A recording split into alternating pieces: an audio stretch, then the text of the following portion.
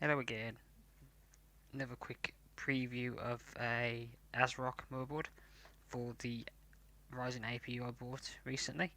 It's a B550 motherboard, ITX. It's ASRock's cheaper version they have for the B5500. The only real difference I've noticed is, I'll get into that in a second, but let's have a quick look what's in the box. We've got, of course, the manual. We have a CD, and I think that's a nice little case badge, if anyone uses those. So much pretty basic instructions in here. Yeah. Have IO shield, which the gaming version doesn't come with. It has a built-in one, I think. Have a complementary SATA port, SATA controller, SATA cable. Use the right words. We have here antennas for the Wi-Fi. Always nice to include those instead of one of the external ones. Under here we have the board itself. So other than that, very plain packaging. But let's be honest, it's a motherboard. What more do you need? More ITX boards. They always look so tiny. It always surprised me how much they cram in. Now, the reason why I got this one instead of its bigger brother is mainly because of the Ps2 port. It might sound silly, but I find that quite useful with what I do. And this one actually comes with, I think, one less USB port. It's two USB 3.2s, I think. Just check the back of the box. I think it's written there. In fact, there it is. We got USB 3.2, PS2, USB 2, a Gen C, which I'm pretty certain is just an ordinary Gen C port. So Type C port even, and another 3.2 port. Gigabit LAN, DisplayPort HDMI, audio in and out, and the antenna. Take this off, it's not really needed. But yeah, nice shiny new things.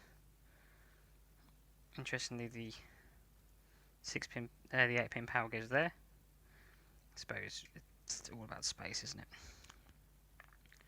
But yeah, everything I really need.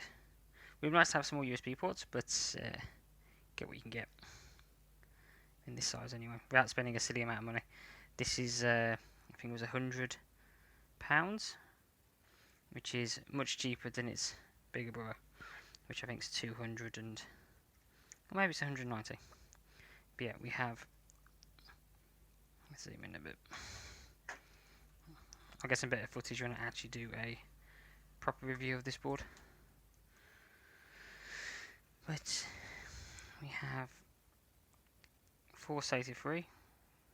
All the black PCBs not helping it focus. We've got N2 slot, which runs at PCI Express 4.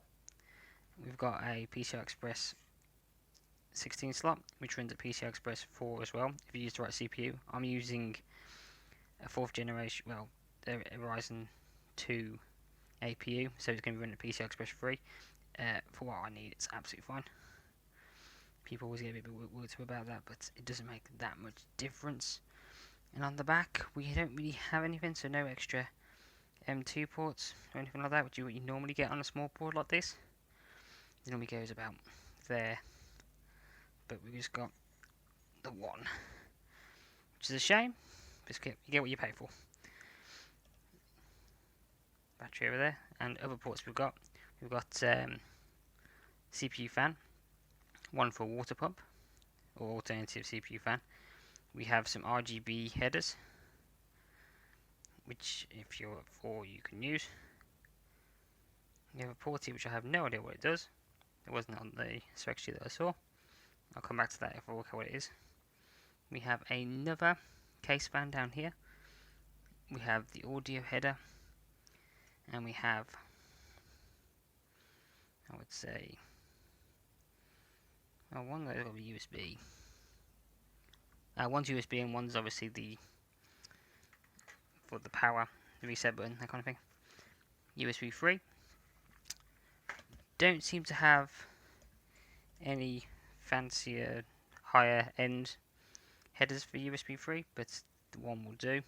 Most cases they need one. Now, the real difference between this one and its bigger brother is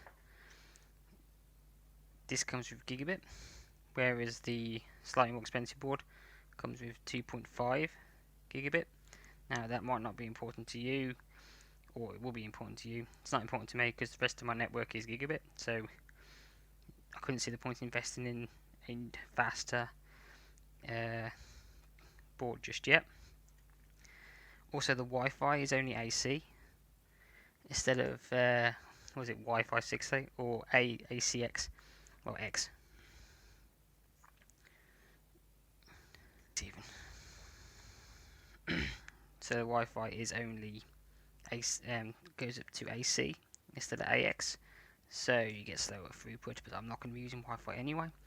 This is going to be always wired in, so once again that might be important to you, but I only have a slower Wi-Fi network in this building anyway, so I'm not that bothered. I don't really use a lot of Wi-Fi, and it takes up to, well, it takes DDR4. It's only got 2 slots. Maxes out at, I believe, I want to say 64. I think it maxes out at 64 gig. I'll have to double check that. But yeah, I'm pretty certain it get maxed out at 64 gig. It takes a standard AMD cooler. Some of the smaller boards don't, and you see some of them that take Intel coolers, which is a bit weird, but I can kind of understand why that's happened. But yeah, I will full review this later. But yeah, I'm looking forward to using it. See how well it can perform with a well, the lowest Zen 2 APU. But that's all for today. Goodbye. See you later.